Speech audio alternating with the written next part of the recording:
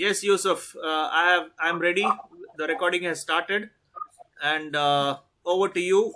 Bismillahir Rahmanir Rahim.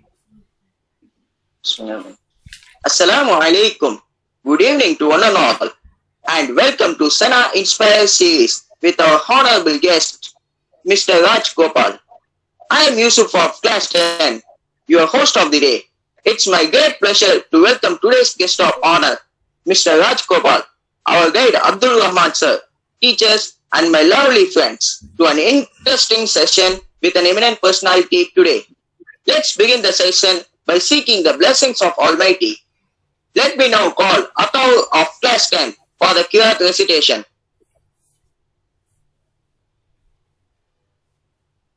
Ataur?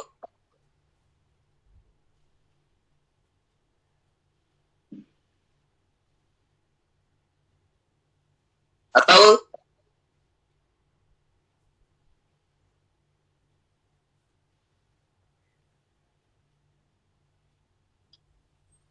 It's time to welcome our today's guest. Let me call Mohammed Tahsin of Class 10 for the welcome speech. Assalamu alaikum wa rahmatullahi wa barakatuh. I take great pleasure in welcoming you all to this great forum with Mr. Raj Gopal, Management Consultant. I, Tahsin, on behalf of Sanamurad School, welcome an inspiring personality for today's forum.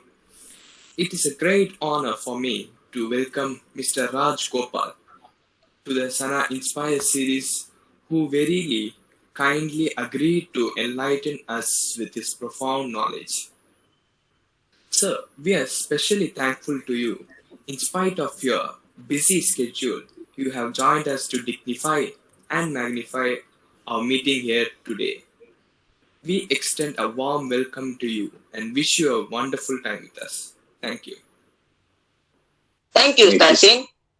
Let me now call Ashad of Class 10 to introduce our today's guest of honor.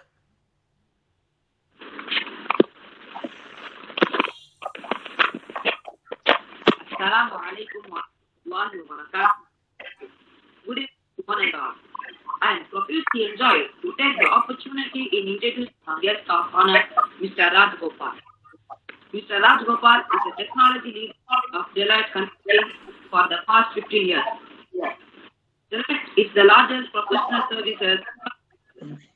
He spends his time working with government in the health and human services industry. Prior to Deloitte, he founded an tech and reputation marketing platform, Tahoe, and has also spent 5 years working in Europe for telecom companies such as Ericsson and Virgin Media. During his leisure time, he enjoys playing golf and hiking outdoors with his family. He is an avid cricketer, having played at school, university, and club level in Chennai and England. He lives in Pittsburgh, Pennsylvania, with his family. I now hand over the session to the host. Thank you. Thank you, Ashad. Let me now call Ataur of Class 10 for the Kirat recitation.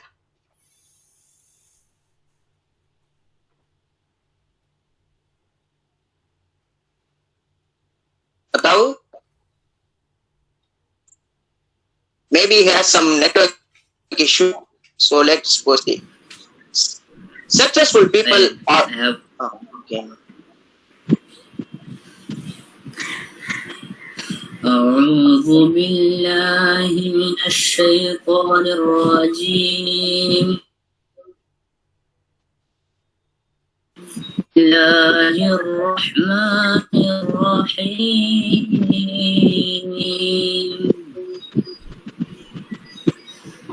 فإن لم تفعلوا ولن تفعلوا فاتقوا النار التي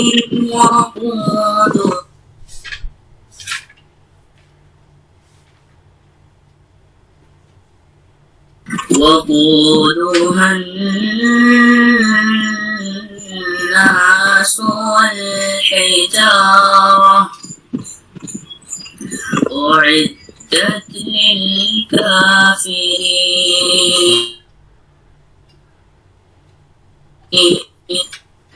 وبشر الذين آمنوا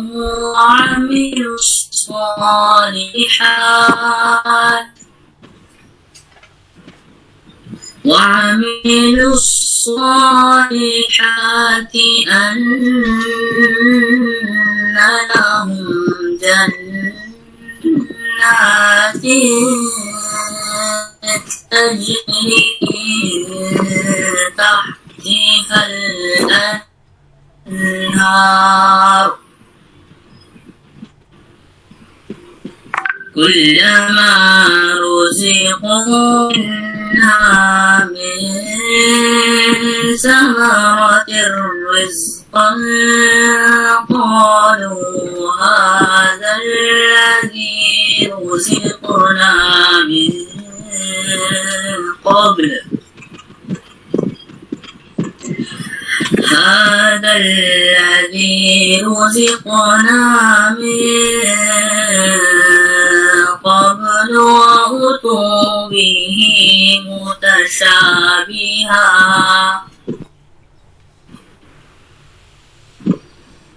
ولهم فيها أزواج مطهرة ولهم فيها أزواج مطهرة وهم فيها خالدون صدق الله العظيم. Thank you, Rahman.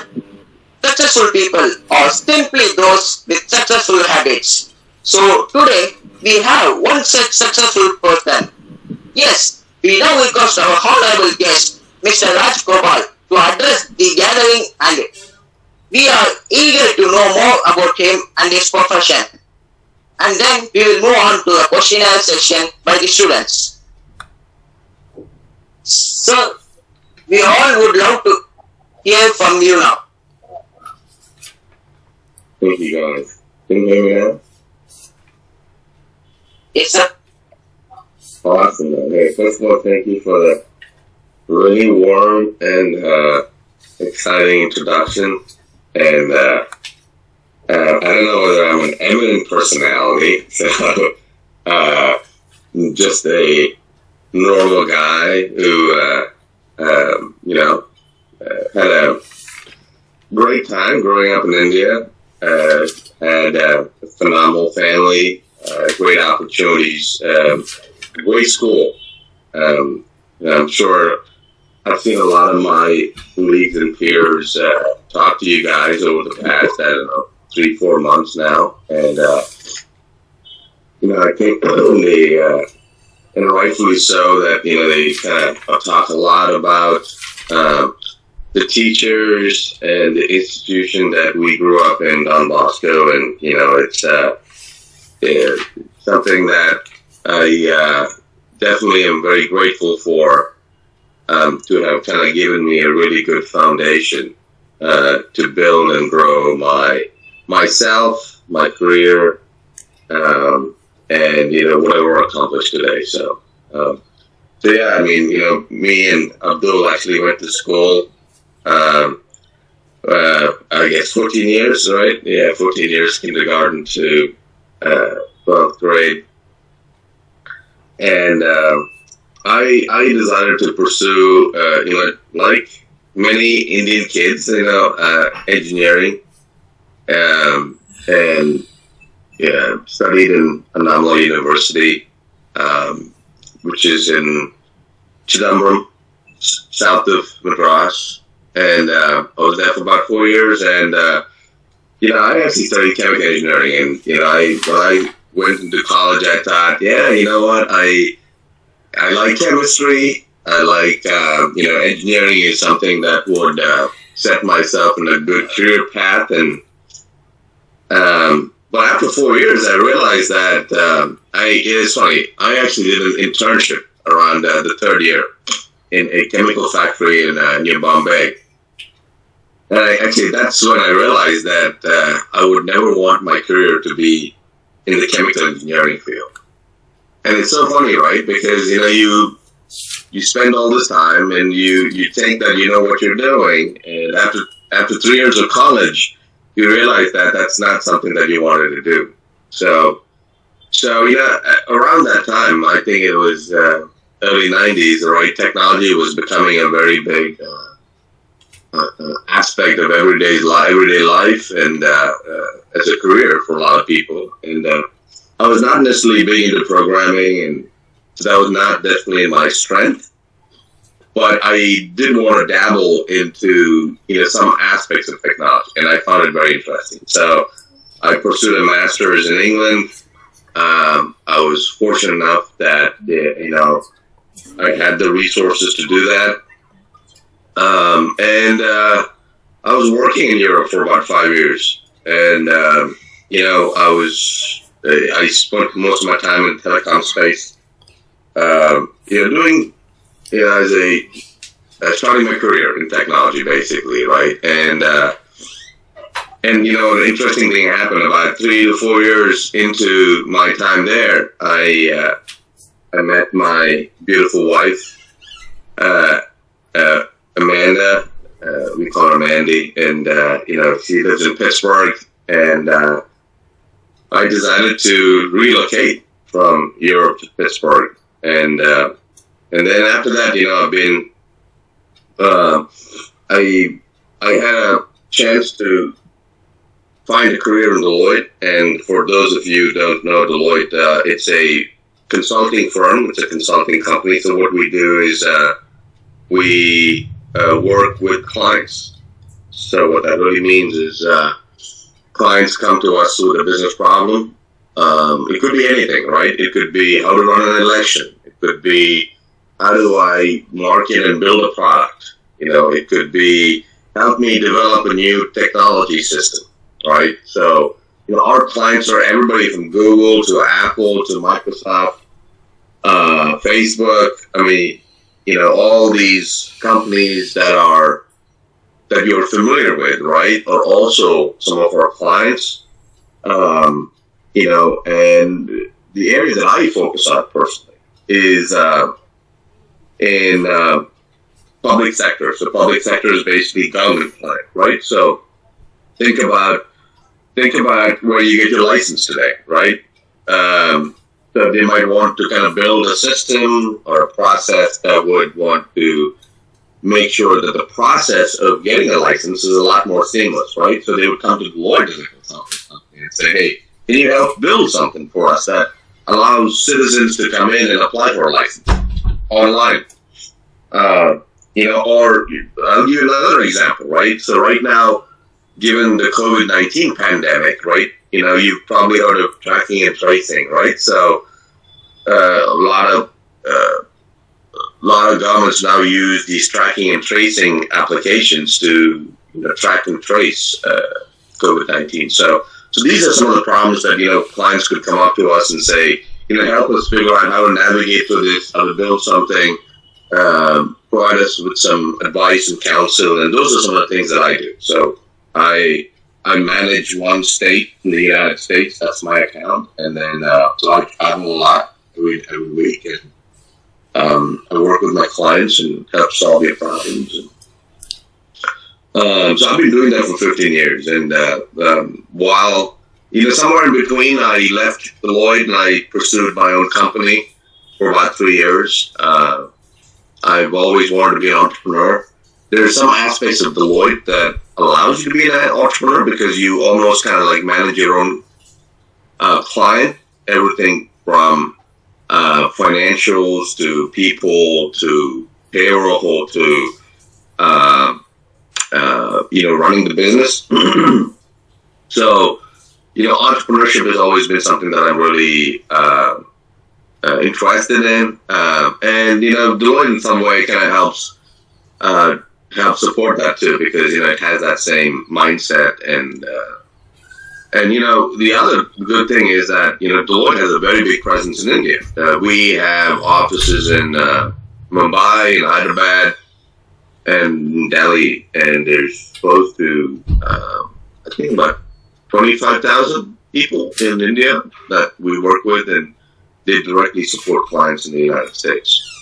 Other than that, I live in Pittsburgh, Pennsylvania. So Pennsylvania is in the northeast of Pittsburgh. I don't know how much you're familiar with the United States, but it's actually summer right now. So in Pittsburgh, there's 4 seasons. You go through summer, there's fall where all the leaves fall and it starts to get a little cold, and then there's winter where freezing temperatures, there's a lot of snow on the ground or frost on the ground, and then you got spring where things started to spring again, and then goes to summer and fall. So I'm very fortunate that I live in a part of the United States where I get to experience all 4 seasons, right? So growing up in India, we had hot, hotter, and hottest. at least in Chennai. So here, it's beautiful to kind of, see, the leaves turn, and, it's a beautiful sight. And what really keeps me company and purpose in life is my family, right? So I have 3 beautiful children, and I have a beautiful wife. So I got 3 girls.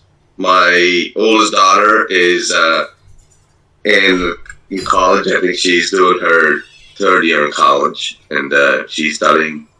She's doing a communications degree, and my younger daughters are in, very similar to you guys. They're in 9th and in 8th grade, so 9th standard and 8th standard. So, but yeah, my parents still live in India. They live very close to Park, and I miss them a lot, and I miss India a lot. So that's my boring but quick background. So, okay. So what else, Abdul? Is there anything specific that I should cover, or what's your? Where do we go from here? Yeah, Yusuf will take forward. Okay. Thank you, sir. Now we will go ahead and take some time for questions. Just a reminder to the students, those who are willing to ask questions can type their names on the chat box, and you can unmute your mic when you are called for, or else you can even type the questions on the chat box. Sir, I have a few questions for you. How is life in the US compared to living in India? I do think that, when you look at basic necessities, right? I think this country has a lot of resources. Whether it's the schools, infrastructure, job opportunities, quality of life. So definitely, when it comes to those aspects of everyday life, it's a lot more easier. The U.S. is a lot more easier to live in. I do think that, from my experience, spending 20 years in India and the rest of my life here, there's a lot of cultural differences, but I think from a lifestyle perspective, there's not a lot of traffic. It's not. I live I would say, not in a big metropolitan city, but in a medium-sized city. I would say, think about like a Coimbatore. That's probably the size of the city that I live in, right? So, so you don't have a lot of traffic, and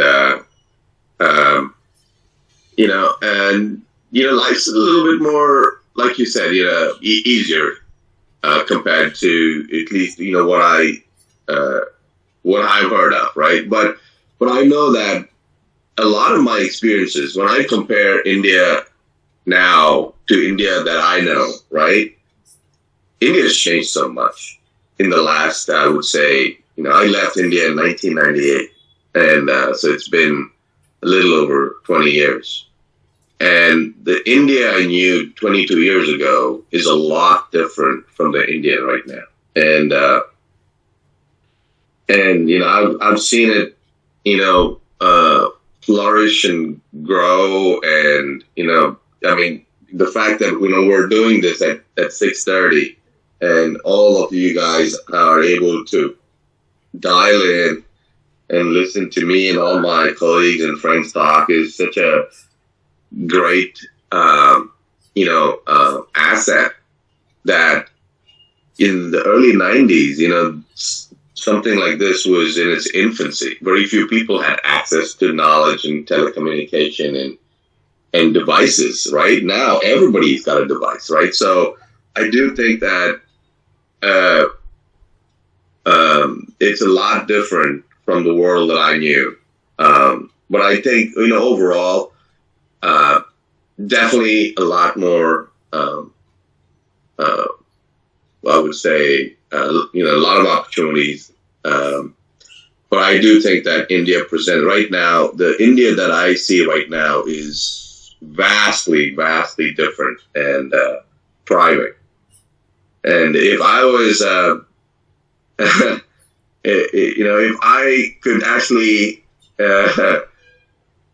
flick my finger, and come back, I would love to, but the sad part is that I'm, my roots are so entrenched here with my wife and her family and our kids and stuff like that for them, moving countries, would be a monumental shift. And, so I do think that, although India offers a lot of promise right now, it would be difficult for me personally to kind of make that move. But having said that, I think,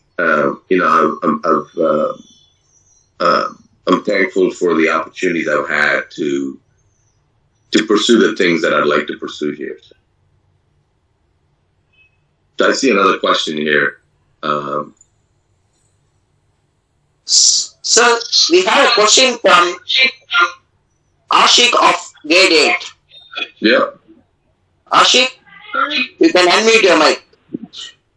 Sir, is it comfortable for you after shifting India to USA, sir?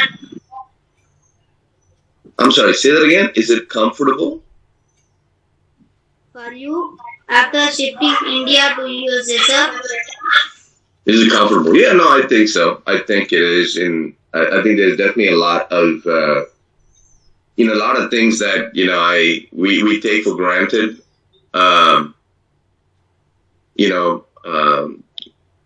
For example, right, something as simple as schools. You pay taxes here, and the public school system is free. Obviously you pay taxes, right? But still, public schools, there's a lot of small things like that make a big difference, because what you really care about when you grow up is, having a really good school system like the school that you guys are in right now. Access to, resources, whether it's jobs, opportunities, a safe environment, safe neighborhood. So when you look at all those basic things that, for you to raise your family, I think, United States, does a really good job. But, I would say that I think growing up, I was, and Abdul can attest, right? Growing up, I think it was, I did not feel much of a difference growing up in India, in Kilpauk and going to Don Bosco and all that stuff. And when I compare, my life and my kids' lives, I feel like it was pretty much the same. I mean, I don't see a big difference between what I went through. However, I think there's probably some aspects of life that are probably a little better here. But, yeah.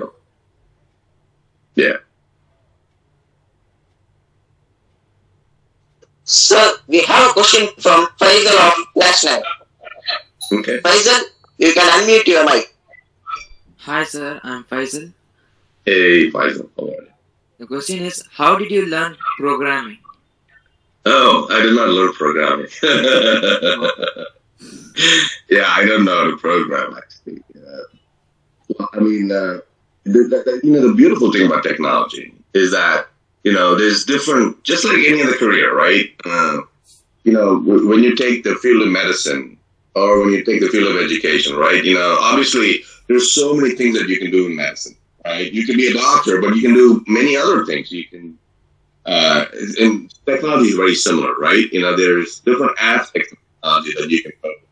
So I personally did not learn kind of programming at all, but what I learned in technology was how to build systems, how to work with people, and how to use methods to kind of like understand what they need and then translate that into systems that they can use, right? So that was my skill set that I learned, and that's what I focus on right now. So although I physically don't build it, I manage and I build the environment and the right. I get the right people at the right time. I work with the right clients, and I help them achieve what they want to achieve, right? By helping them understand their goals and objectives, and then translate that into plans, and organize large amounts of people to help work together and accomplish something. So I think not everything in technology is about programming either, right? So there's different aspects of technology. So I focus on some of those aspects of it. Yeah, Raj, I have a question. Raj, you miss India so much, right? Is there any plans of sitting in US and doing something in India, like any business, or make use of it? Yeah, you know what? I actually, I had something in mind, and I always do actually. It's hard, man. It's logistically, it's really hard, and I had a few things in mind, but right now I'm actually super busy with kind of my line of work right now. But the funny thing is we're in the process of selling a big contract, and a lot of the work that if we win will be actually built in India, right? So there's going to be a really good opportunity for me to travel back and forth. Probably not Chennai, but definitely either Bangalore or Hyderabad. So I would definitely travel back and forth to these cities.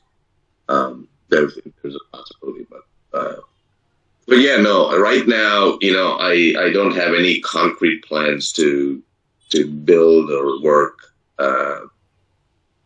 either for the Indian market or in India right now. So. Sir, I have another question for you. Sure, man. Can you define your version of success? Yeah.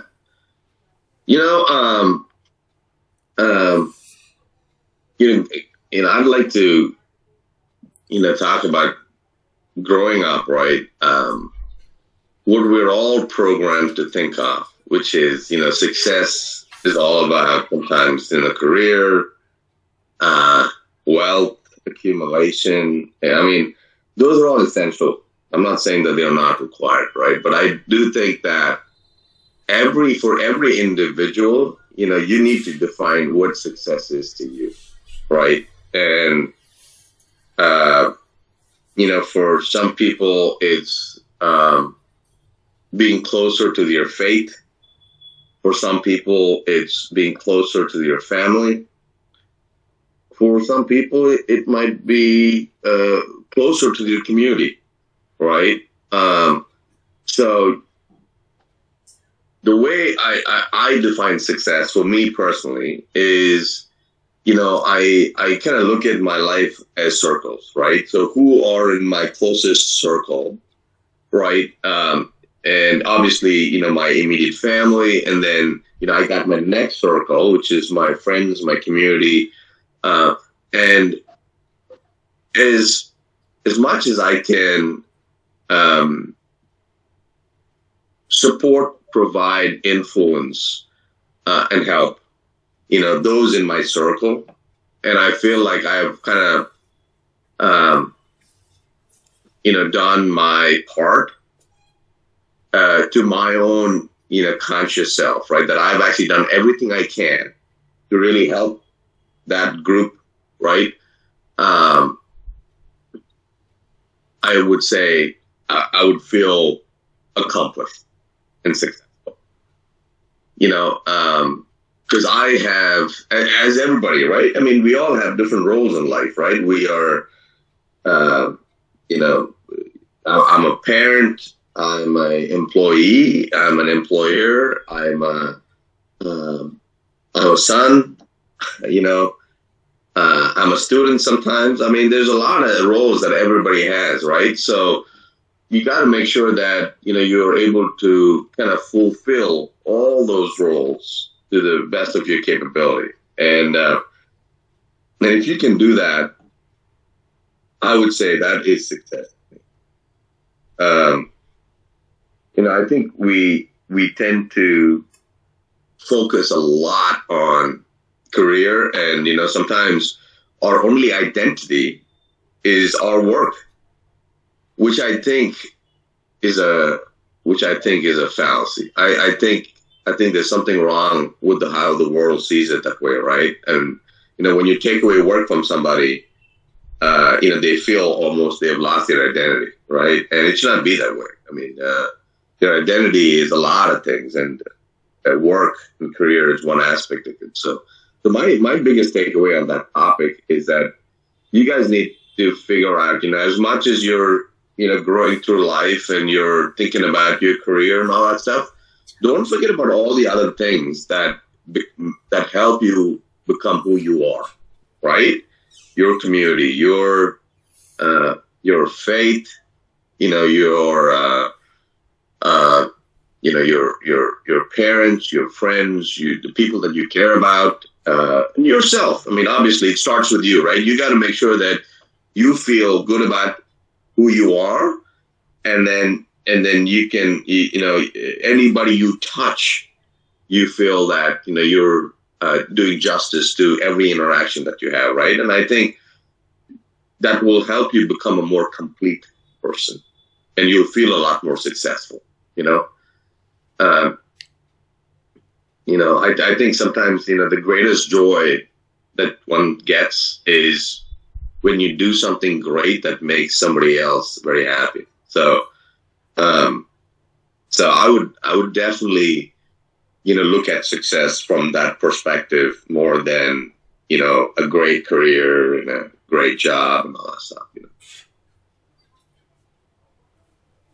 Sir, we have a question from Umar Ahmed of Class 8. Umar, you can unmute your mic.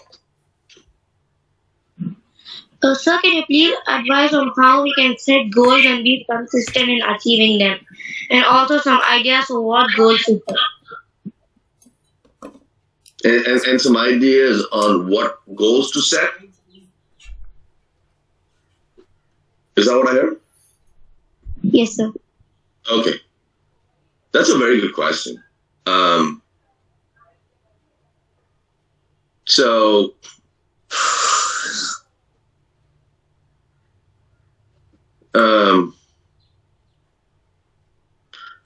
when you let me think about that for a minute.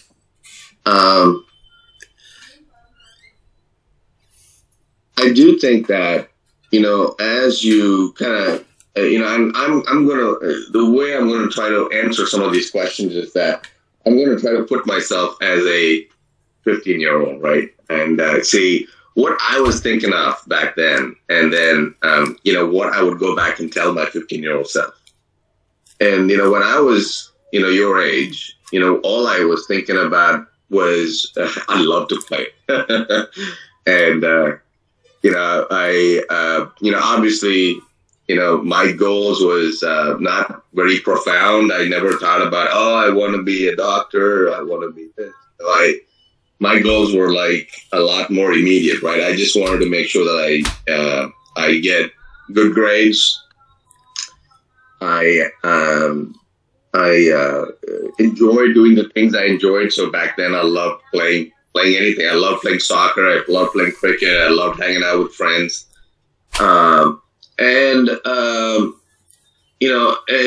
As I was kind of going through my school, I think when I got into high school, that's when I started to get a little bit more serious. I was like, okay, so now I got to figure out what I need to do.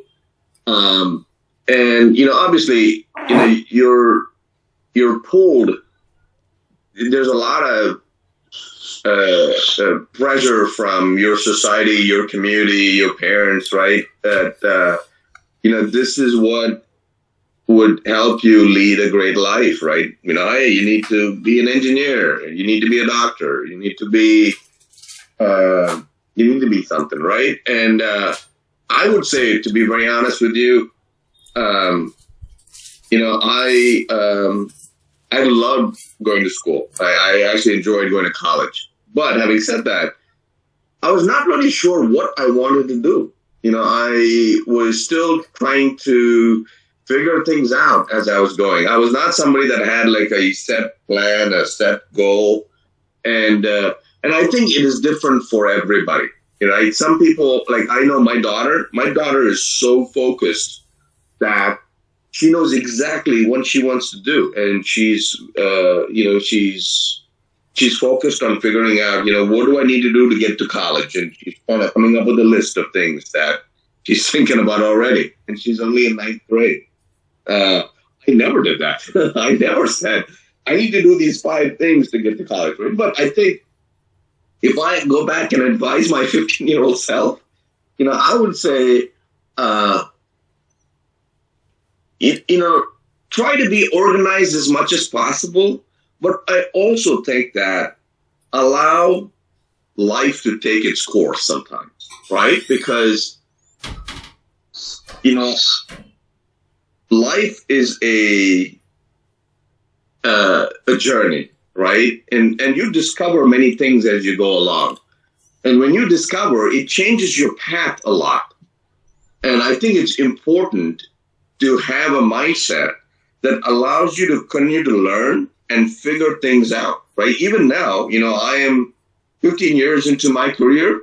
I am still figuring things out. I don't know exactly where I'm going to be 10 years from now, right?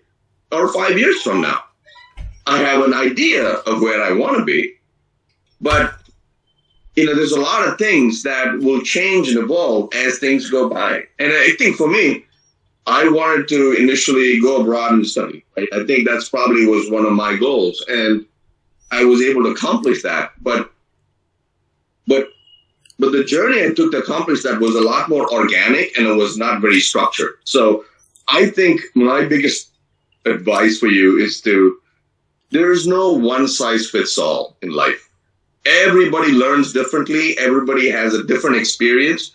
So if you are somebody who's very organized, right, and you enjoy being organized, then I would say, set meaningful goals, set some short-term goals saying, this is what I want to learn. This is what I want to do. Don't really think about making money or, some of those things will come, right? The most important thing is to, whatever you're doing, make sure that you're good at whatever you're doing and that you enjoy whatever you're doing. If you can do those 2 things, whatever you do, when you go out and play, make sure you enjoy playing with your heart's content. When you pray, make sure that you enjoy praying. When you're in class, make sure that you enjoy being in class. Listening to what you're hearing, allowing your imagination to go wild around the topics that you're hearing, interacting with your So the most important thing I would say is that be present in whatever you're doing, right? Because what that will do is it will help you understand yourself a lot more, what you really need, what you really don't need, and it'll really help you figure out the things that you want to pursue. Because the more present you are, the more you get to understand what it is and how you feel. Because at the end of the day, as much as it's about community and family and all that stuff, you're having a constant conversation with yourself all the time. You're always talking to yourself. And that conversation that you're having with yourself is basically what is shaping who you are as a person. And so I would, so coming back to the question that you asked about, how do I charter my path and my goals, right? And if you're organized, identify, don't go, I would say don't really set goals too far. I would say make it real, make it reasonable, make it simple, and make it achievable. And have fun doing that, because I'm telling you, I think once you get old, the fun starts to die out a little bit. It becomes a lot more, serious and, purposeful, right? I think this is a time for discovery and learning and exploration, and I would say, and don't lose sight of that. Don't lose sight of that, right? And be flexible. Don't pencil yourself into, something and somebody, and I might want to go to the United States, but in 15 years, the U.S. might go bankrupt. Then you might want to go somewhere else then. You know what I'm saying? So what's great right now might not be great 15 years from now, right? So things change constantly. So I would say set meaningful goals, but most importantly, be present in everything that you do. And you'll be able to discover and find what you want to be.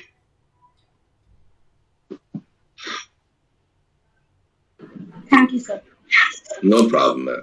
Yes, Raj, we have been having a lot of questions for you. To be a little bit different, you want to talk to the boys and ask something to them? Yeah.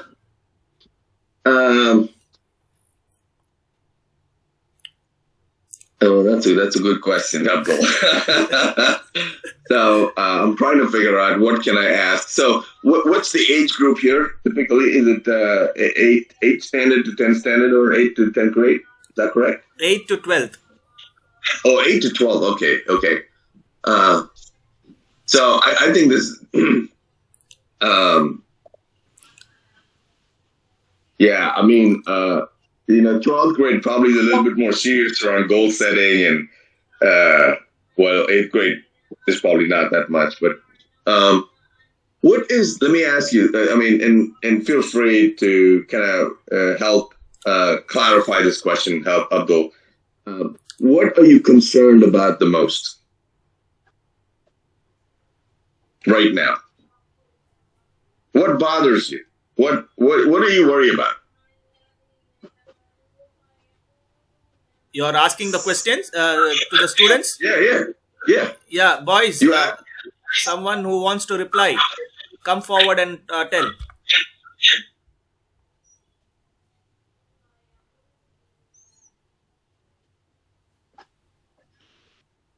Sir, currently we are worrying about our quarterly exam. Hey, that's great. See, that's perfect. That's what you need to worry about. But I would say don't worry about it. The most important thing that you should not be doing is you should not worry about it. Do your best. Do your best. And be sincere in what you're doing. But don't, I'll tell you that there's going to be so many different tests in life that you're going to take. So I think it is very important that you do really well. No question about that. And be sincere and work hard and do everything that you got to do. But don't worry.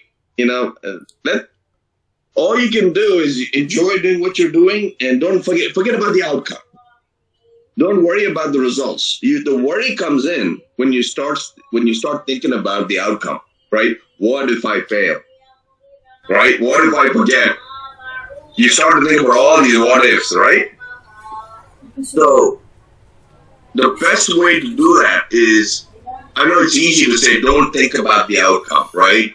So what I would suggest to do is that think about the process of what you're doing, right? When you're learning something, right? Clearly understand what you're trying to learn. If you get the essence of what you're trying to learn, right, you will not really think about it as a test. You will think about it as an exercise. Don't think about it as a test. Some people are good with test taking. I was really not a good test taker. So don't worry too much, but work hard, do the things that you got to do, but don't worry. But that's a great response, Yusuf. That's very good. Yeah, I like that answer. So when is your quarterly exam, by the way? 17. September 17. Oh wow! In like a couple of weeks. Okay, a week. Okay. Wow. So how long is your exam? Is it like an hour and a half? 2 hours? What is it? 2 hours. 2 hours. Yeah. Yeah. Yeah. And well, one more thing, Raj. This is their first online exam, so that is an extra burden. Oh yeah. I did not experience that, so it's tough. Just make sure you don't cheat. No, I know that's tough, guys. Especially this pandemic has challenged young, old, everybody, right? My kids, your age are. Some are doing great with online schooling. Some are, finding it difficult. It's a tough time. What I tell them is, what I tell them is that, don't, do your best. Be sincere and do your best. And don't worry about the results, guys. Don't worry about the outcome. And one more thing with regards to Sana School is the management has taken steps from the day one of the lockdown, and they are always one step ahead in the process of doing online classes. Every school started late. We started from the day one of the lockdown. Many schools started planning after 2-3 months, so they are lagging behind. So we have the best technology, the best apps, and everything on this. Awesome. That's a good work from management and very proactive steps. And same way, we could also arrange these eminent personality sessions as early as possible.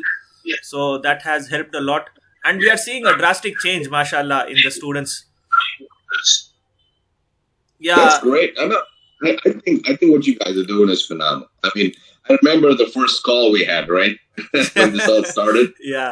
I remember the first me being one of the first guys to have this interaction with you and your students and stuff like that. And you are the first one to start all this, right? Yeah, that's what I'm saying. I think this is absolutely engaging. For myself, because I am learning from this process, right? Exactly, Raj. From my side also, I am not thinking about what the students are benefiting. I am thinking about what I am getting from this. That's really good. That's a beautiful. Every session is something new. Yeah. And I think that's a really good example of what I was just telling before, right? Which is when you enjoy something, when you enjoy doing something. Exactly. You do not feel or see or sense emotions such as fear and anxiety and worry. because you enjoy doing it. When you play cricket, you don't. Or when you play whatever you like to play, right? And because you enjoy doing that. I think it becomes challenging when you create a sense of responsibility in your head, and then you start to create some expectations, and then you want to meet those expectations. That's when all these other emotions set in. But when you take away all that stuff, and when you just be yourself and be in the moment and do the things that you care about and you want to do, a lot of those will disappear. But you're right. I think this opportunity to leverage technology and to interact with, like some of the guys that I've not had a chance to see a lot of these sessions, but doctors, entrepreneurs. I mean, these guys have really accomplished a lot in their lives. I mean, I'm so happy to have had a chance to go to school with them, and they're pretty accomplished in their careers, and very proud of everything that they've achieved. So I'm hoping that this series is going to help you guys. The world is your playground, guys. I mean, you can do whatever you want, and that's the beautiful thing about where we are in this world right now, is that you should not ever think about something that you deeply care about and you want to, that you cannot achieve because of X, Y, and Z, right? Never think about that. Where there's a will, there's a way, right? So, you make sure that, you use these sessions to kind of, as you kind of listen to a lot of these people talk, the biggest takeaway that I would take is that, don't build a boundary around what you can accomplish, right? And, the world is your playground, you can do whatever you want. Okay. Yeah, Raj, to finish off with the session, you want to ask a last question to the boys and we'll finish it up? Or you want the boys to ask one live final question? No, let's, why don't you ask the final question? Yes, Yusuf, we'll have the final question. We have a last question from Talu Farhan. Talu Farhan, you can unmute your mic.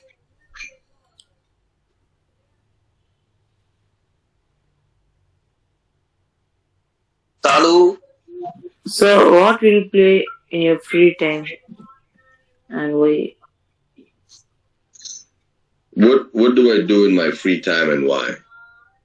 Right now I love to play golf. But I think there's probably two things I'd like to do, which is spend time with my family.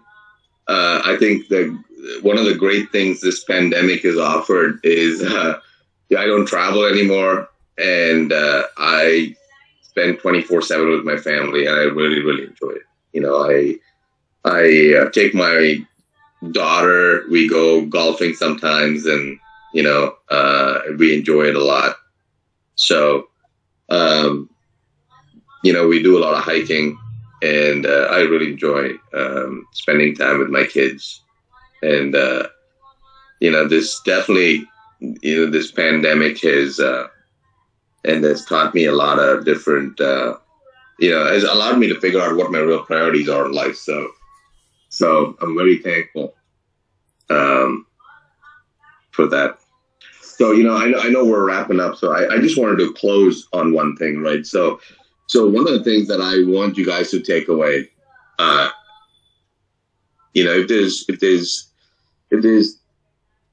if there's one thing that I want you guys to walk away from this hour, right, is, I